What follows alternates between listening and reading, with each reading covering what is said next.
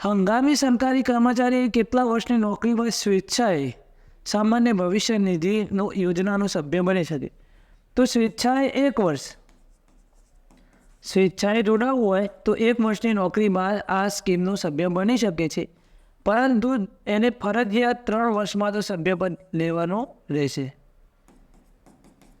તો સ્વેચ્છાએ 1 વર્ષ અને ફરજિયાત હોય તો 3 વર્ષ, એટલે આપણો જવાબ આવશે એ 1 વર્ષ. સામાન્ય ભવિષ્ય નિધિના સભ્ય થવા માટેને નીચેનામાંથી કોણ જૂથ 1ના સભ્ય તરીકે નોમિનેશન કરી શકતા નથી? આપણે જોયું મિત્રો કે જૂથ 1ના સભ્ય તરીકે માતા, પિતા, ભાઈ, બહેન આ બધા નોમિનેશન કરી શકતા નથી. સામાન્ય ભવિષ્ય નિધિમાં નિયુક્ત કરવા માટે નીચેનામાંથી કોનો જૂથ 2માં સમાવેશ થઈ શકતો નથી? એટલે જૂથ 1માં સમાવેશ હશે, તો આમાંથી કોનો જૂથ 1માં સમાવેશ હશે? તો પુત્રનો. બાકી માતા,